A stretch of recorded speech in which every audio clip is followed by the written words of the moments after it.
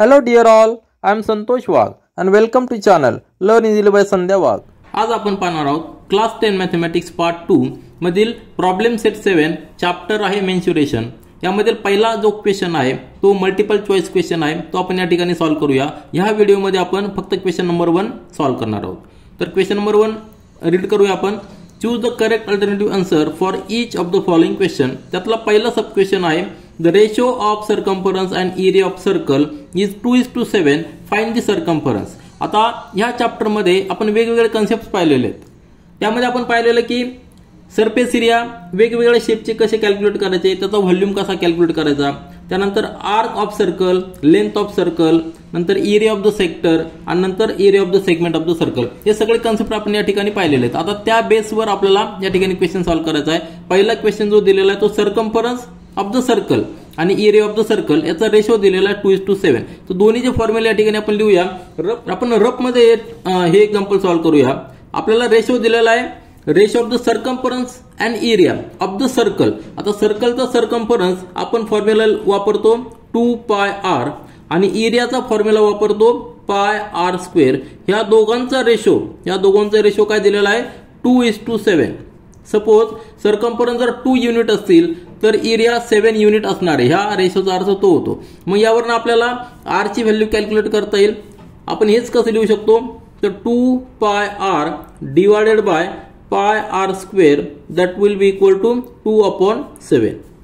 हा जो रेशो असतो हा रिड्यूस रेशो असतो. याच्या मल्टिपल मध्ये आपण या ठिकाणी रेशो घेऊ शकतो. म्हणजे दोन्ही ठिकाणी आपण 5 ने मल्टिप्लाय केलं, 10 ने मल्टिप्लाय केलं, 100 ने मल्टिप्लाय केलं, कुठल्या नंबरनी न्यूमरेटर आणि डिनोमिनेटरला आपण मल्टिप्लाय करू शकतो. तर या ठिकाणी आर आहे आणि या ठिकाणी r² आहे. म्हणजे एक आर या ठिकाणी जाणार, इथला एक आर जाणार आहे, हा पाय जाणार आहे. नंतर हा 2 आणि हा 2 जर आपण इकडे घेतला तर तो देखील एलिमेंट होणार आहे. आपण नेक्स्ट स्टेप मध्ये कसं लिहू शकतो, हा 2 तसंच ठेवलेला आहे आणि इकडचा 2 आपण इकडे घेतलेला आहे. आलं लक्षात. नंतर हा 7 इकडे डिव्हिजन मध्ये येतो, इकडे मल्टिप्लिकेशन मध्ये येणार आहे आणि हा राहिलेला आर हा डिव्हिजन मधला इकडे जाणार आहे. म्हणजे हा 2 जाणार म्हणजे आर ची व्हॅल्यू किती आलेली आहे, r = 7. आता हे आपल्याला 7 युनिट आर ची व्हॅल्यू, रेडियसची व्हॅल्यू मिळालेली. परंतु आपल्याला काय विचारलेलं आहे, फाइंड द सर्कम्फरन्स. सर्कम्फरन्स काय आहे, सर्कम्फरन्सचा फॉर्म्युला आहे 2πr, बरोबर आहे की नाही, 2πr. मग 2πr = सर्कम्फरन्स. आता आर ची व्हॅल्यू आपण जर 7 पुट केली, therefore that is equal to 2 × π × 7 म्हणजेच काय येणार आहे 14π. आलं लक्षात. या ठिकाणी आपल्याला ऑप्शन मध्ये पाय तसाच ठेवलेला आहे. पायची व्हॅल्यू आपण 22/7 जर घेतली तर काय होणार आहे 14 × 22/7 म्हणजे 44 आपलं आन्सर पेरिमीटर येणार आहे. सर्कम्फरन्स 44 युनिट्स येणार आहे. परंतु या ठिकाणी 44 युनिट ऑप्शन नाहीये, डायरेक्ट पाय मधले ऑप्शन आहे 14π. म्हणजे A option is correct one. आलं लक्षात. या ठिकाणी आपण A option is correct one हे लिहिलेलं. आता त्यानंतर सेकंड सब क्वेश्चन पाहूया. सेकंड सब क्वेश्चन दिलेला आहे, if measure of an arc of a circle is 160 degree and its length is 44 centimeter, find the circumference of the circle. आता पुन्हा एकदा आपल्याला आर्क ऑफ द सर्कल याचा फॉर्म्युला आपल्याला माहिती आहे. आपण रफ मध्ये पाहूया. आर्क ऑफ द सर्कल म्हणजे काय, तर सपोज हा रफ मध्ये आपण एक सर्कल घेतला, या सर्कलला एक सफिशियंट आपण रेडियस घेतलेली आहे, ह्या रेडियसचा सर्कल ड्रॉ केला. एक आर्क आपण घेतलेला आहे की त्याचं मेजर 160 डिग्री. आर्कचे मेजर म्हणजे काय असतं, तर त्या आर्कच्या एंड पॉइंट जर आपण सेंटरला जॉईन केले तर तो जो अँगल तयार होणार आहे दोन्ही साईडचा तो 160 असणार आहे. सपोज एक बाजू आपण ही जर घेतली तर दुसरी बाजू किती येऊ शकते, इथपर्यंत 90 आहे, इथपर्यंत 180 आहे, परंतु अँगल 160 आहे, म्हणजे हा पॉइंट असू शकतो. आलं लक्षात. हे मेजर 160 डिग्री असणार आहे. आणि हा जो आर्क आहे, हा जो आर्क मी डार्क केलेला थोडासा, सपोज याला आपण AB नाव दिलं, AB आणि या ठिकाणी M, म्हणजे आर्क कुठला असणार आहे, आर्क असणार आहे AMB. आपल्याला कन्सेप्ट व्यवस्थित क्लिअर झाले पाहिजे. एक्झाम्पल सॉल्व्ह करणं सोपं आहे, परंतु कन्सेप्ट आपण व्यवस्थित अजून क्लिअर करतोय. तर हा मेजर त्याचा 160 डिग्री आहे, म्हणजेच हा जो सेक्टर तयार झालेला आहे त्याचा मेजर देखील 160 डिग्री असणार आहे आणि हा जो आर्क आहे त्याचा अँगल देखील 160 डिग्री आहे. आपल्याला लेंथ ऑफ द आर्क दिलेली आहे, आपण त्याला L ने डिनोट करतो. ते किती दिलेली 44 सेंटीमीटर. अँगल जो आहे थीटा, हा अँगल 160 डिग्री दिलेला आहे. Central angle of the arc तो 160 डिग्री दिलेला आहे. आपल्याला circumference of the circle draw करायचं आहे, म्हणजे फाइंड आउट करायचं. सर्कम्फरन्स म्हणजे काय 2πr. बरोबर आहे की नाही. त्या ठिकाणी आपल्याला आर अननोन आहे, मग आर आपण कसं कॅल्क्युलेट करू शकतो, तर लेंथ ऑफ आर त्याचा फॉर्म्युला आपल्याकडे आहे L is equal to theta divided by 360 into circumference of the circle 2 pi R. आलं लक्षात. म्हणजे टोटल सर्कम्फरन्स जो आहे त्याच्या प्रोपोर्शन मध्ये लेंथ ऑफ द आर्क असणार आहे, कारण की थीटा हा किती 160 म्हणजेच काय येणार आहे, याचा अर्थ काय 2 पाय आर ही व्हॅल्यू आपल्याला कॅल्क्युलेट करायची. ही आपण सगळं इकडे जर ट्रान्सफर केलं तर काय येणार, therefore 2 pi r is equal to म्हणजे circumference is equal to l into 360 divided by theta. आता थीटाची व्हॅल्यू आपण पुट करूया. एल ची व्हॅल्यू 44 आहे, थीटाची व्हॅल्यू आपल्याकडे दिलेली 160 दिलेली. मग या ठिकाणी आपल्याला फक्त कॅल्क्युलेशन करायचं आहे. हा झिरो गेला नंतर आपण याला 4 ने डिवाइड करूया, बरोबर आहे की नाही. या ठिकाणी 4 येणार आहे आणि या ठिकाणी 9 येणार आहे. नंतर 4 ने परत रिड्यूस करूया, या ठिकाणी 1 आणि या ठिकाणी 11 इंटू 9 म्हणजे किती आलेलं आहे 99. देअरफॉर 2 पाय आर म्हणजे किती 2 पाय आर म्हणजेच काय circumference that is equal to 99 आणि युनिट काय असणार आहे सेंटीमीटर, कारण की लेंथ सेंटीमीटर मध्ये दिलेली आहे. तर ऑप्शन कुठलं आहे, option D 99 centimetre is correct one. कसं कॅल्क्युलेट केलेलं आहे आपण, आर्कचा जो फॉर्म्युला आहे लेंथ ऑफ द आर्क तो आहे आपल्याकडे theta upon 360 into 2 pi r. त्यानंतर तिसरा सब क्वेश्चन पहा, find the perimeter of a sector of a circle if its measure is 90 degree and radius is 7 centimetre. पुन्हा एकदा आपण रफ फिगर ड्रॉ करूया, त्यावरून आपल्याला कॅल्क्युलेशन करायला सोपं जाईल. तर आपण एक रफ सर्कल ड्रॉ करूया. एक रेडियस घेऊन सर्कल ड्रॉ केलं तर या ठिकाणी काय दिलेलं आहे, सेक्टरचा आपल्याला पेरिमीटर फाइंड आउट करायचं आहे आणि त्याचं मेजर दिलेलं 90 डिग्री, रेडियस दिलेली 7 सेंटीमीटर. ही लेंथ आहे, सपोज हा ओ आहे आणि हा ए आहे. तर ओ ए किती दिलेला आहे, आर इज इक्वल टू म्हणजे O A that is equal to 7 centimetre आणि सेक्टरचा अँगल दिलेला आहे 90 डिग्री मेजर, म्हणजे हा अँगल किती असणार आहे 90 डिग्री असणार आहे. हा पॉईंट बी म्हणजे सेक्टर कुठला झालेला आहे आपण एम म्हणूया. म्हणजे सेक्टर काय झालेला आहे ओ डॅश ए एम बी हा सेक्टर झालेला आहे आणि ह्या सेक्टरचा थीटा किती दिलेला आहे 90 डिग्री दिलेला आहे. आपल्याला काय कॅल्क्युलेट करायचं आहे पेरिमीटर. पेरिमीटर कसा कॅल्क्युलेट करणार, तर ही लेंथ प्लस ही आरची लेंथ म्हणजे हा पूर्ण जो सेक्टर तयार झालेला आहे त्या सेक्टरच्या सगळ्या बाजूची लेंथची ऍडिशन आपल्याला करायची. म्हणजे पेरिमीटर काय येणार आहे, पेरिमीटर फॉर द सेक्टर काय येणार आहे that will be equal to O A plus O B plus length of arc कुठला आर्क तर बी एम ए किंवा ए एम बी. आलं लक्षात. ह्या सगळ्या लेंथ आपल्याला कॅल्क्युलेट करावं लागणार. या ठिकाणी आपल्याला ओ ए दिलेली आहे 7 सेंटीमीटर, ओ बी देखील रेडियस आहे ती 7 सेंटीमीटर आहे. फक्त आपल्याला लेंथ ऑफ आर्क या ठिकाणी कॅल्क्युलेट करायची आणि त्याचा फॉर्म्युला आपल्याकडे आहे length of arc is equal to theta divided by 360 into 2 pi R.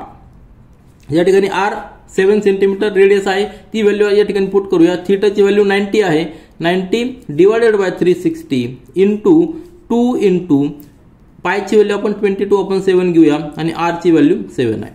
22/7 काय घेतलेली आहे, कारण की रेडियस मल्टिपल ऑफ 7 आहे, मल्टिपल ऑफ 7 आहे म्हणून आपण 22/7. या ठिकाणी हा 7 आणि हा 7 जाणार आहे.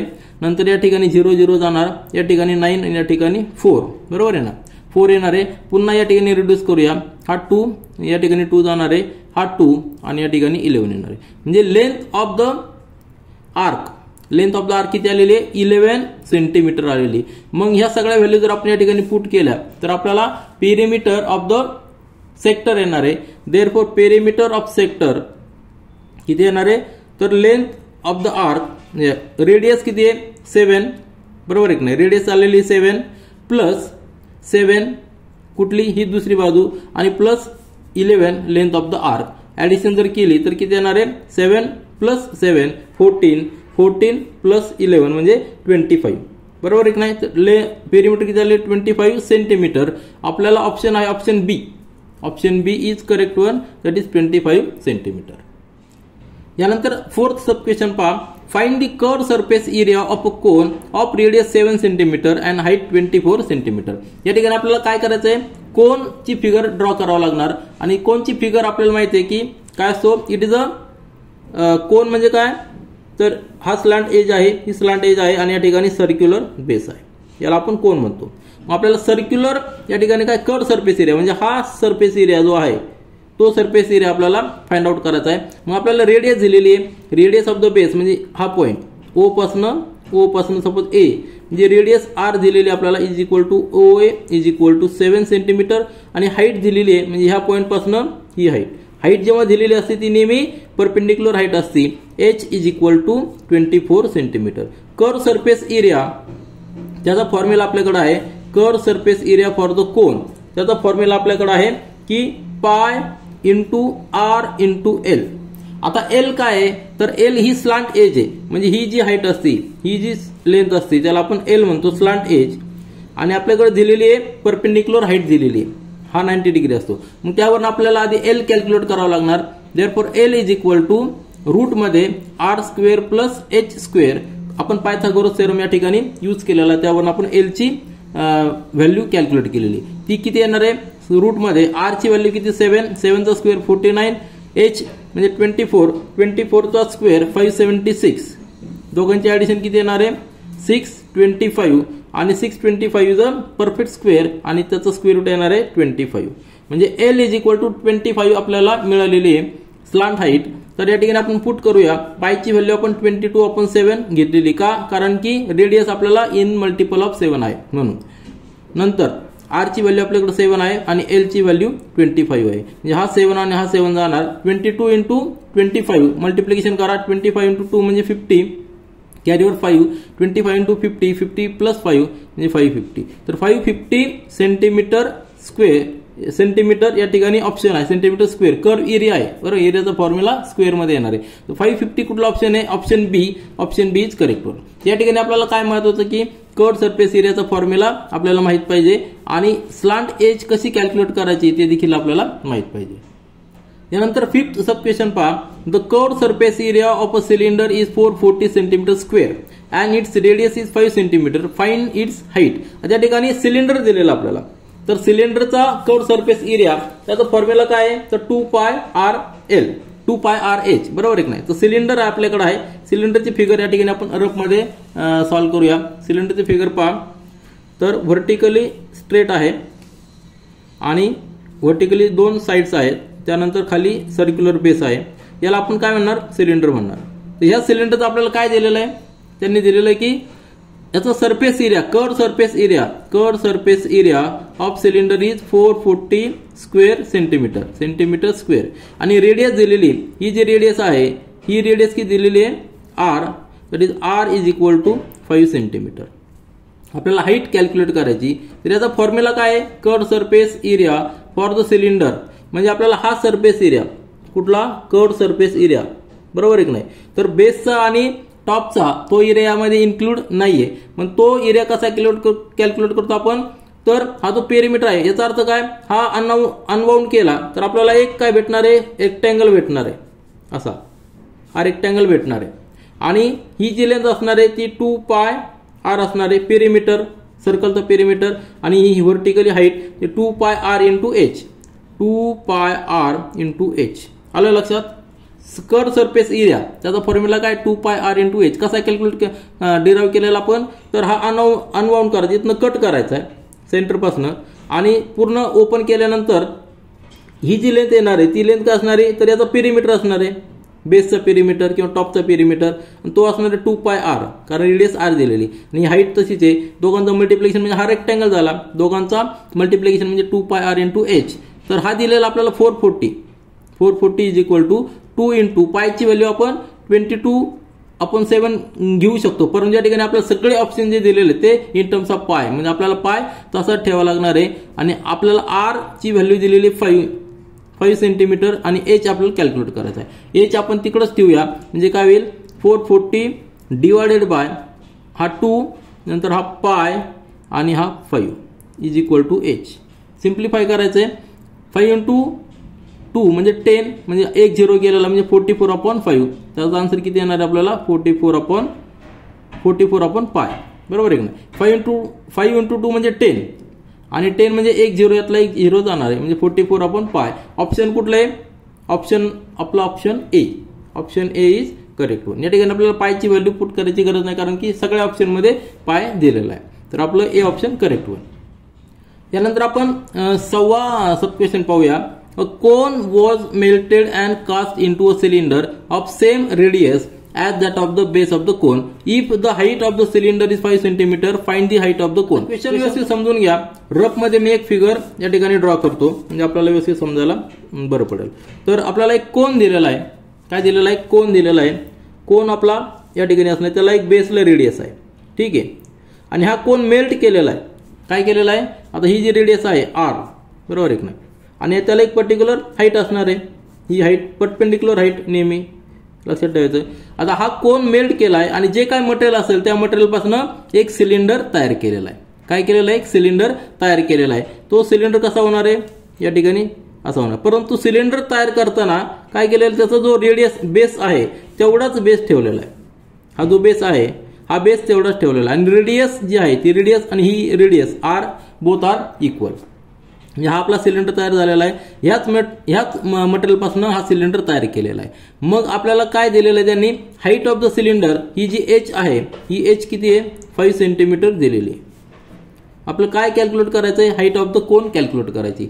मग याचा व्हॉल्यूम आणि याचा व्हॉल्यूम जर सेम असेल, त्याचा व्हॉल्यूम, कोणचा व्हॉल्यूमचा फॉर्म्युला काय आहे? कोणचा व्हॉल्यूमचा फॉर्म्युला आहे? 1/3 into pi into r square into h. आता दोघांकडे रेडियस सेम आहे, फक्त हाईट सेपरेट आहे. याला आपण h1 म्हणूया आणि याला h2 म्हणूया. मग याला h1, कोनची हाईट h1 आणि सिलेंडरची हाईट h2 म्हणलं तर सिलेंडरचा व्हॉल्यूम किती असणार आहे? व्हॉल्यूमचा formula pi r square into h. मग याच्या ऐवजी h2 लिहा. आलं लक्षात? आर दोन्हीकडे कॉमन आहे. आता हे जर इक्वेशन व्हॉल्यूम इक्वल आहे, यावरून आपल्याला h1 आणि h2 मध्ये रिलेशन मिळणार आहे. काय रिलेशन असणार आहे? पाय आर स्क्वेअर हे कॉमन आहे. हा पाय आर स्क्वेअर कॉमन आहे, हा पाय आर स्क्वेअर, म्हणजे दोन्ही एलिमेंट होणार आहे. बरोबर आहे की नाही? काय राहणार इथं? 1/3 into h1 is equal to h2. आता आपल्याला व्हॅल्यू काय दिलेली? h2 ची व्हॅल्यू दिलेली 5.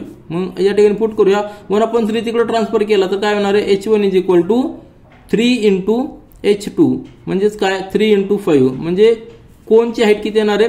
15 सेंटीमीटर येणार आहे. आलं लक्षात? 15 सेंटीमीटर म्हणजे काय? Option A. आपण काय करतोय? कोन मेल्ट करून सिलेंडर तयार करतोय. मग जेव्हा आपण सिलेंडर तयार करतो त्यावेळी त्याची हाईट कमी होणार आहे, कोनची हाईट जास्त असणार आहे. ती किती असणार आहे? 1/3. सिलेंडरची हाईट 1/3 असणार आहे कोनच्या, कारण की कोनचा साईडचा एरिया या ठिकाणी गेलेला आहे. तुम्ही पहा, सिलेंडर जर पाहिला तर असा सिलेंडर तयार होतोय तो. बरोबर आहे की नाही? हा सिलेंडरचा पोर्शन असणार आहे. मग आपण फक्त कोन तयार करतो, म्हणजे जेव्हा आपण कोन पासून सिलेंडर तयार करतो त्यावेळी त्याची हाईट कमी झालेली असणार आहे. ओरिजिनल कोनची हाईट किती असणार आहे? 15 सेंटीमीटर. यानंतर 7 सब क्वेश्चन पहा. Find the volume of a cube of side 0.01 centimetre.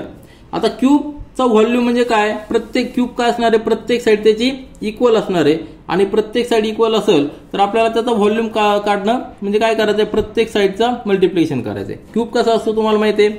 हा आपला क्यूब आहे, सिंपल क्यूब, प्रत्येक बाजू इक्वल असणार, त्याला आपण क्यूब म्हणूया. ठीक आहे. आता ही फिगर मी काढलेली क्यूबची, यामध्ये काय दिलेलं आहे? प्रत्येक साइड जी दिलेली आहे, प्रत्येक साइडचं डायमेन्शन किती दिलेलं आहे? 0.01. याचं पण 0.01. युनिट काय आहे? सेंटीमीटर. इथं देखील सेंटीमीटर आणि ही बाजू देखील 0.01 सेंटीमीटर. व्हॉल्यूम आपण कसा करतो? साइडचा क्यूब, साइडचा क्यूब. बरोबर आहे ना? एका साइड सगळ्या बाजू इक्वल आहेत, side into side into side म्हणजे 0.01 इंटू 0.01 इंटू 0.01. सिम्प्लिफाईड कॅल्क्युलेशन आपण करतोय. म्हणजे या ठिकाणी पहा 1 आहे म्हणजे मल्टिप्लिकेशन किती येणार आहे? 1 येणार आहे. परंतु डेसिमल पॉईंट आहे या ठिकाणी. डेसिमल पॉईंट नंतर 2 डिजिट्स इथं आहेत, इथं 2 डिजिट्स आहेत, इथं 2 डिजिट्स आहे. म्हणजे डेसिमल पॉईंट नंतर आपल्याला 6 डिजिट्स द्यायचे आहेत. 0.1 2 3 4 5. आता 1 असणार आहे म्हणजे या ठिकाणी 1 येणार आहे. बरोबर आहे ना? मल्टिप्लिकेशन 1 येणार आहे म्हणजे 1 2 3 4 5 आणि हा 1 आणि युनिट असणार आहे सेंटीमीटर क्यूब. तर ऑप्शन कुठलं आहे? तर ऑप्शन आपलं D option is correct one. या ठिकाणी फक्त आपल्याला मल्टिप्लिकेशन व्यवस्थित करायचं आहे. डेसिमल पॉईंट कसा घ्यायचा आहे ते आपले या ठिकाणी लक्षात आलं पाहिजे. यानंतर आता शेवटचा सब क्वेश्चन पहा. Find the side of the cube of volume 1 metre cube. आता पुन्हा एकदा या ठिकाणी काय दिलेला आहे? क्यूब दिलेला आहे. तर आपण क्यूबचं या ठिकाणी फिगर ड्रॉ करूया. क्यूब म्हणजे काय? प्रत्येक साइड त्याची इक्वल असणार आहे. बरोबर आहे की नाही?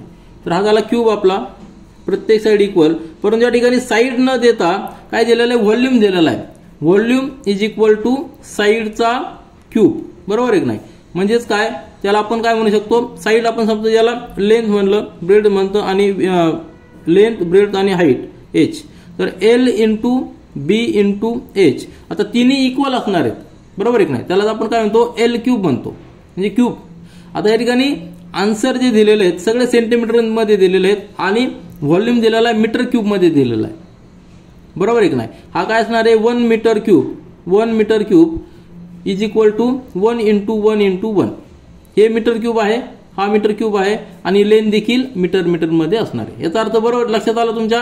म्हणजे ही लेंथ किती असणार आहे, 1 मीटर असणार आहे, हाईट 1 मीटर असणार आहे, आणि ब्रेड देखील 1 मीटर असणार आहे. म्हणजे त्यांचा व्हॉल्यूम 1 मीटर क्यूब आलेला आहे. आता 1 मीटर, बरोबर, हा 1 मीटर आहे, हा 1 मीटर आहे, 1 मीटर आहे. मग साईड आपल्याला काय दिलेली, सेंटीमीटर मध्ये दिली. म्हणजे 1 मीटर म्हणजे काय झालेलं आहे, 100 centimetre. 100 centimetre into 100 centimetre into 100 centimetre. आलं लक्षात. 1 metre is equal to 100 centimetre. म्हणजे साईड किती झालेली आहे, सी इज इक्वल, याचा ऑप्शन काय असणार आहे, सी, म्हणजे साईड असणार आहे 100 सेंटीमीटर. तुम्ही जर मल्टिप्लिकेशन केलं 100 इंटू 100 इंटू 100 सेंटीमीटरचा, ते देखील आपल्याला 1 मीटर क्यूब एवढंच येणार आहे. तर या ठिकाणी आपला option C is correct one. हे फक्त कॅल्क्युलेशनचा पार्ट आहे. या ठिकाणी आपण प्रॉब्लेम सेट 7 मधला क्वेश्चन नंबर 1 हा पूर्णपणे सॉल्व्ह केलेला आहे. This is all for this video. Thank you.